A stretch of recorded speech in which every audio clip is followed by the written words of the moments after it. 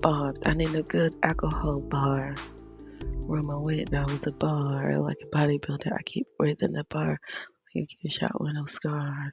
That's a little pretty toxic. Somebody ain't out there. Mm, mm, mm, mm. She don't get dark like chocolate. And once you get up in your ass, been clenched. Sound like French. You got a bunch of Grammys, but your vote is a no. What fiasco live every Jimmy Jupiter. If you want to party with the baby while rubbing a toy toupee. How did I do? All right, shout out to Bigfoot. All right, shout out to my subscribers. Thank you. So, so this is another episode of the Real Housewives of Atlanta, of Atlanta, season 16, episode 1 and no, episode 9 and 10. Oh, I wanted to say this. So I got an email asking if I could review the Basketball Wives of LA. No, I can't. I might, but I don't because I'm not. I can't stand racist Evelyn. I think she is racist. And then Jennifer. I just I follow Jennifer, but just the whole her relationship thing is. I just think she's just really dumb. That's all. So I can't review it. I might later on, but yeah. But anyway, so episode 9. No, yeah, episode 9. That's right. So it begins with like Cynthia. She passed out. She was already went to bed at 8 o'clock. You know what I'm saying? She was already drunk, probably. So she don't know what happened during the whole uh, pool party event about what happened between Angela and Portia. So she does her little investigation work. She talks to Angela, finds out what happened. She meets up with Jimmy and Kelly, and they tell her what happened. Like what happened, and the text message that Jimmy got from Angela the night, later on that night, saying that she thought that they were all like fake sisterhood type of texts, like pretty much Angela was just heated moment. And Jimmy's like, I just laughed about it. Why is she on me? Like, what did I do? Like, I didn't do nothing. So then Cynthia throws in there she's having this Juneteenth event. And all the ladies are invited, and she's gonna have a prophet that's gonna come over there. Okay, so that next, excuse me. Next is Kelly throws a birthday party for Cha-Cha. That ugly dog. Oh my god. The dog is not ugly. But she spent 9 hours getting her nails done, eyelashes, hair done, everything. She spoils that dog. Okay. Mm-mm-mm. So Britt shows up with her dog. Her dog is really cute. All white. I don't know what type of dog, but it's really cute. The dog's named Mimosa. And yeah, so they meet up. They're talking about, Britt talks about how her mom was going to move in and move out of, her home, or the family home that they all grew up in. And how the sisters are all getting along now. And their relationship is stronger than ever. Okay, shout out to Britt and her family. Yes, I love it when families get along, or siblings get along. She also, Kelly talks about how she met up with, um,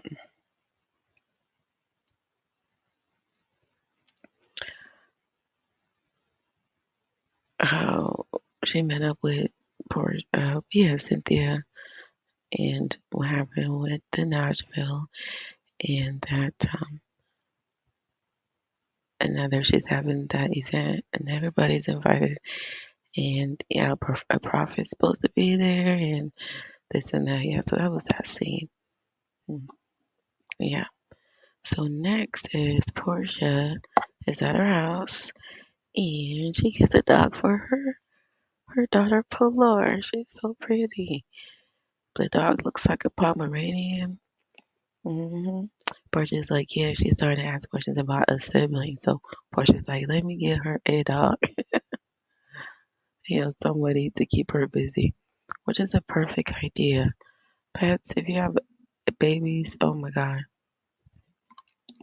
go get you a little dog, okay? Yes, babies, they love dogs. They love dogs. Dogs will keep your kids come busy, okay? Not very much with cats, but dogs, yes. Yes. And so Portia is talking with her sister, and her mom is there too. Her mom is so pretty. But yeah, so they talk about what happened at the Nashville, and Portia's like, yeah, you know, uh, that night, my birthday night, or the last night they was there, she got a text message from one of the producers telling her that Drew had a scene with Dennis, and so that made her upset. So then she was like, okay, let me go out and kick it. So she did the pool party thing, and she got loud and she was drinking, and she said something that she didn't mean to. And Big Bird Angela came out and was like, what did what did you say about my husband? Da, da, da. Yeah, but yeah, that was pretty much what's going on with that scene. Yeah, so she feels like let's she wants to talk to Angela. She wants to make peace with Angela and find out what happened. Because the problem is not Angela. Drew is the problem. That's what she pretty much is saying. Drew filming with Dennis, and she had a problem with it.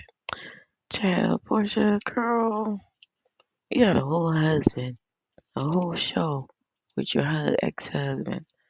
You have a problem with your baby daddy having a little scene with one of the housewives, but it's business related though. Portia, girl. Mm-mm. Next thing, Shamia getting her second IVF. Shout out to Shamia. She really, really serious about having another baby. So the IVF, I mean, not IVF, a surrogate. Surrogate. She seems about the right age, probably in her like mid 20s, late 20s. Yeah, she's excited, both excited. They call the husband. Husband is like, okay, are you ready? Are you ready? So yeah, they're about to get, they're ready for another baby. hmm Yes, everybody's excited. I'm excited too. I'm excited for Shamia. So yes, next is Charles and Angela scene. They are working out. I love couples that work out. I don't love them, but I adore couples that work out.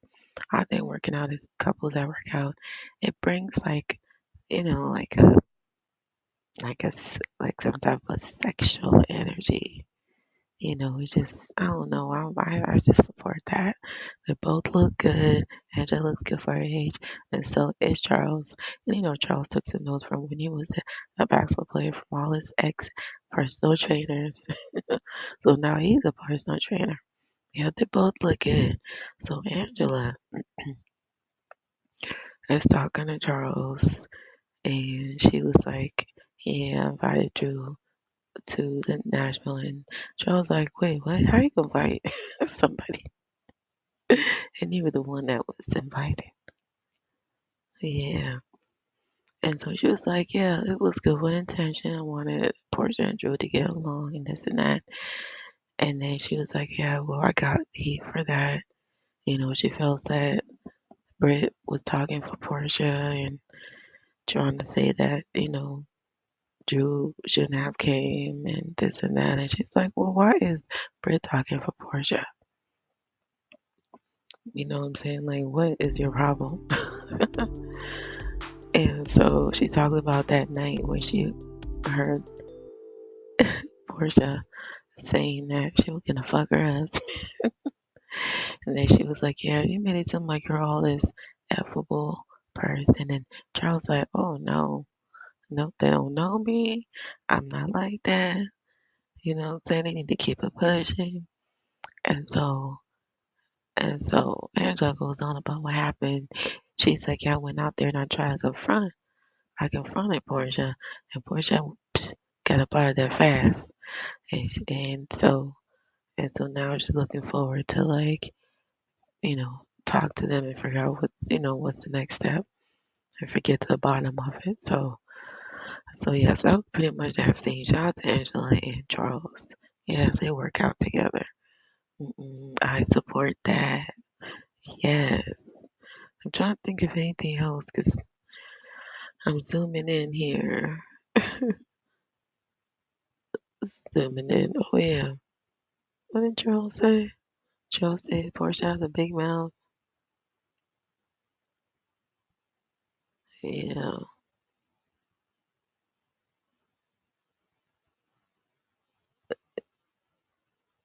Yeah. Oh, Angela did why she did bring up the fact like how that night when Bray was talking for Portia, Angela was pretty much saying that that night she had asked Portia like, how does it feel to steal that woman's husband? And Portia said, you need to, kiss my ass. And Angela said, not until you kiss it. If you kiss yours, it was just Angela, like you got a mouth on you. Angela is a fighter. Oh wait, if I had a friend group, right? Who would be in my circle friends? First one would be Shamia,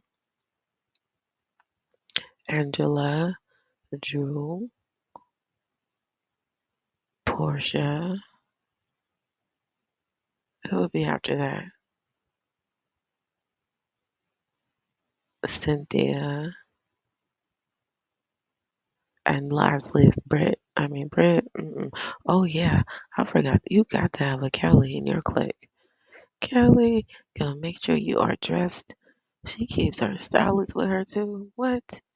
Her glam squad with her. You need a friend like Kelly. So she's gonna be, yeah, she'll be in there too. In my circle. Okay, so moving on. Um, oh yeah, there's a scene Portia gets to live in nanny. hmm Yes, and Dennis comes up there. Her mom is there. I think the sister's there too. They all meet up with the nanny. Dennis makes a little comment. Oh yeah, so that way you can sneak out and Polaris can have company. And it was like out of the confessional, and Portia's like, he laughing about it. Girl, you know that's the reason. That's one of the reasons. Now for her to sneak out so that way she can go out and do what she gotta do. You know what I'm saying? She ain't gonna be sneaking out. But if it's gonna be late night and she gotta do what she gotta do, yeah, she gotta live in nanny. Okay. Shout out to yeah, live in nanny. hmm Portia can afford it. You know, whatever works. Like I get that. She's a single mom, so it is what it is. Um, there's nothing wrong with that. Nothing wrong. Okay, next. Oh yeah, so they all meet with the nanny.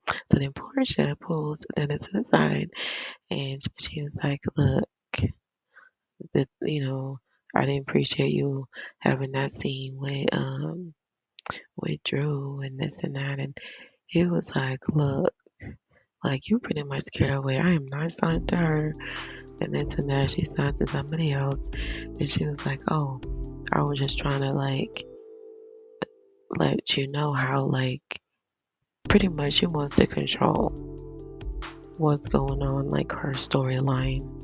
That's what she wants to do. Okay, her baby daddy and her daughter and her mom and sister. I get that, but it's business related though. You know what I'm saying? Or it was, so then, because the thing is, Portia feels that Drew has done some things behind her back, like trying to take her business. That's one of the things Portia said, and this and that. So that's why she don't work with Drew, right? But mm, I guess so. Okay, so Dennis and Portia, in that scene going back, she reads a text message that Dennis has um, between Dennis and Drew. And the text message pretty much had said that how Drew wanted to sleep with Dennis, you know, for some money, but Dennis had turned her down, somebody run me my money. I'm like, wait, what? It was a supposed text message. I want to see that. Can we get a copy during the reunion? Can we see it? I want to see proof because I don't believe it. Mm-mm, mm-mm. That was messy, Portia. I don't think that's true. I don't know, but then I don't know. I don't think it's true. Okay, so that was the next scene. So that was with that. Next scene is, oh yeah, Britt and her family, her mom, they're at their mom's house and, they're trying to get along, trying to help the mom move out and the older sister's not there and because she's taking it hard that the dad passed away and they're selling the house. Yeah, moving on. Next, Cynthia, look, to go back, I'm not gonna always talk about every scene. You just kind of know that Brit storyline is more about her family because she has nothing else to talk about. So, we're getting the same thing. So I just don't want to sound repetitive. So I'm just gonna briefly talk about her low scenes and just move forward with that. It's just what it is.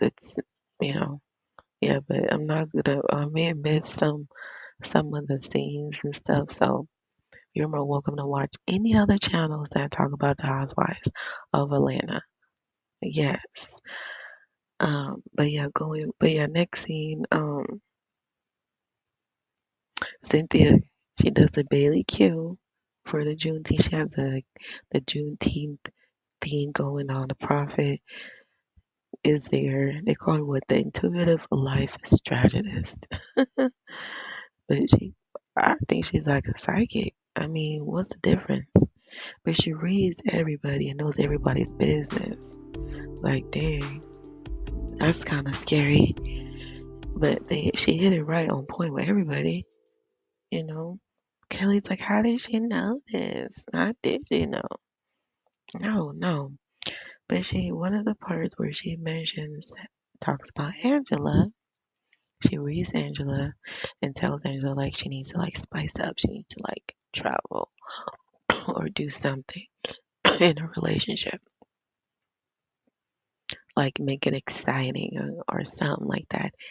And that her significant other has his eye on the Porsche.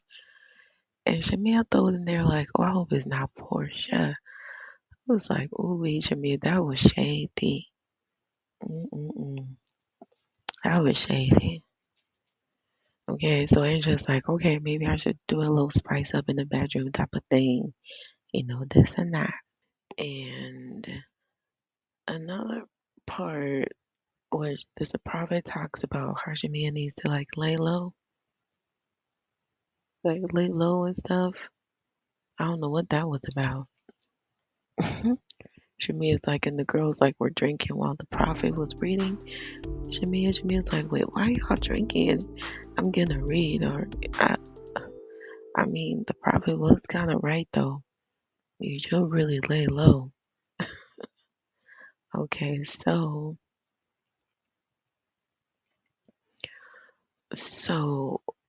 the prophet leaves, and all the ladies are all sitting together, and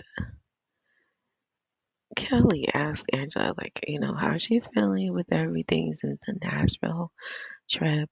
And then Angela's like, hey, I'm looking to get some good energy from y'all. I'm still kind of hurt, about everything, about what happened, and yeah. Oh, I forgot to mention that Drew was also there, right? And the prophet said she didn't want to talk about what her readings were about Drew because she felt that she wanted the readings in profit in private about it, which is kind of weird. But Drew, your business already on TV. Like, what is it that we don't know about that the whole world don't know? So Drew comments like, yeah, especially around certain people. Cause she talking about Portia. Portia's like, girl, like you want under her confessional, she said, oh yeah, you want to tell the lies in front of people, but you won't tell the truth behind the closed doors. Girl, you might as well lay it on the table. You might as well just talk about it. But yeah, Drew was not having it. She was like, girl, I'm not gonna talk about what's going on in front of someone that I don't like or don't fuck with me. And I get it. Psh, yes. But Drew, we already know I mean, going next. So they all get together. Fast forward, Kelly's asking Angela how she feeling about everything, and she talks about how she feel. She wants some good energy with all the ladies, and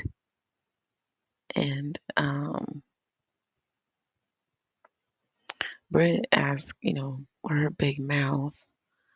She always feels like she gotta talk to like Angela. Angela don't even talk to you, but you wanna always wanna talk to her. Angela's not no dummy. Angela knows what's going on. Okay? Angela knows what's going on. So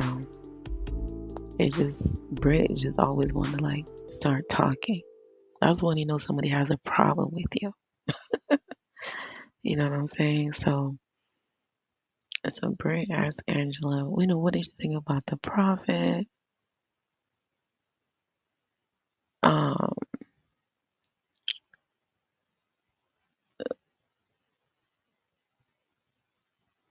and Angela's like why?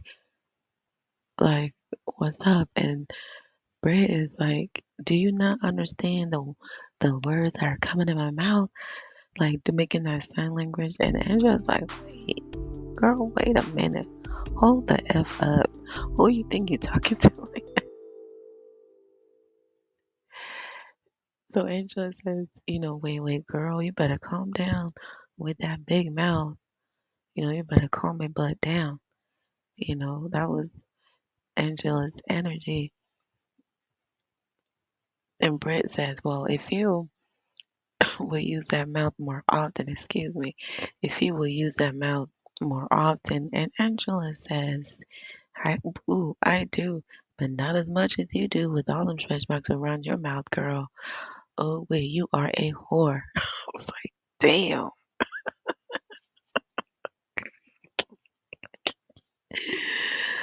Damn. Brett, you always try to come for Angela every time, and Angela eats you up every time. So Britt is high. She gets up. She's like, "Oh, I ain't got no stretch marks around my mouth." You know what I'm saying? So what does she do next? Attack Angela's husband. Talking about. Oh, she said that. Oh, Britt said you need to be a whore. Maybe if you were more a whore in the bedroom, you would be. What did she say? Something that didn't make no sense at all. I forgot, but she pretty much ended up when that didn't work. She ended up talking about Angela's husband. talking about that baby, that side baby that she had. And Angela's like, where's the proof? Where's the proof? You know what I'm saying? What baby are y'all talking about? You know what? And you know what, Kelly? One thing about Kelly, she be throwing shade. But when it's time to confront her, she's like, oh my God, what are you talking about? Like, what? You know what I'm saying? Her energy is different when she's with Brent, but when she's by herself, Kelly be acting scary, especially around Angela. I'm just saying. hmm Okay, so next review, excuse me. Yeah, so they're going back and forth. And so after that, Cynthia's like, look, let me pull Angela and Portia so they can talk. So they go into the next room. Cynthia takes the ladies there. By the way, shout out to Shamia for wearing that dashiki girl. Like she was the cutest one looking out there, like with her dashiki outfit on. All the ladies had on normal clothes, but shout out to Shamia. She ain't embarrassed that she had on that whole dashiki outfit on. Okay, she was looking cute. Hey, let me see. Fast forward. Fast forward. Um, we have so Portia and Angela meet up. Portia's like, um, oh, Angela says that she didn't, she had good intentions on inviting Drew. She didn't have no bad intentions about that. And Portia's like, look, like you already knew how I felt about not inviting Drew, but you just went past that. Like totally ignored it and you still invited her. You know what I'm saying? And um,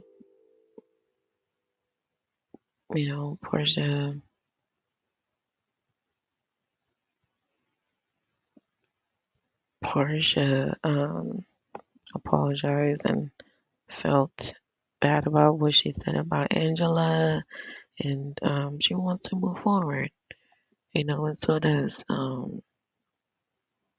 Angela. Angela wants to move forward. So that was good with that. So they were good. They were good. Yeah, they pretty much decided that they're gonna move past what they've had and get along now. hmm Next is Cynthia brings Shamia to the room. Shamia's talking to Angela. Angela's like, look, like as a married husband and your best friend is talking to you about sleeping with your husband, I thought you would support me more than you support your best friend. That's what basically what Angela's saying. But Shamia is Portia's best friend. She doesn't have to have her back. But that was before Angela said that her and Shamia have been talking. So I didn't know. I didn't know they were like they become that close. So I felt that Shamia, should have said something about it. Nor she shouldn't have laughed about it. But Shamia is not friends with Angela. You know what I'm saying? So I guess like Shamia, she laughed about it and was encouraging, which was effed up about, which was like not. I disagree with that. Y'all might say like, you know, I'm biased, and I am biased, and so does everybody, who's on YouTube and stuff. But I have to call out Shamia for that. I didn't like that at all. Her laughing about it, you know what I'm saying? So especially if we were close to Angela, if you guys been talking. So yeah, Brenda felt some type of way, and so Shamia's like, it's not my fight. What is your problem with me laughing about it? You know what I'm saying? I laugh about everything. It keeps me healing, or it's a healing thing for her. She's talking about she laughing her uncle's funeral because her uncle was dressed like a pastor or something like that. I'm like, what, girl? What? But yeah, they pretty much agreed to disagree. You know what I'm saying? It didn't look like they were good after the talk. You know what I'm saying? So, and just like Angela's like, I'm over it. But I wanted to say, like, Jamia during her confessional, she apologized to Angela. But I'm like, why didn't you apologize when you were talking to Angela? Like, girl, what? I don't understand. Jamia, why didn't you apologize then? But you apologized, you know, going forward. So that was that scene. Um, I'm trying to think, was that it?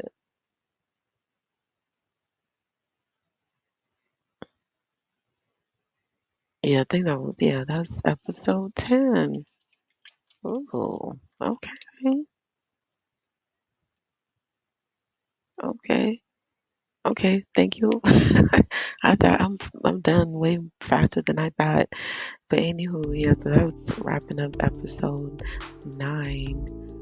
Um, yeah, I'm just excited to see what's gonna happen. But look out for episode my next review of episode 10. Thank you for listening. Shout out to my subscribers. Please like and comment. And yes, thank you. Bye bye.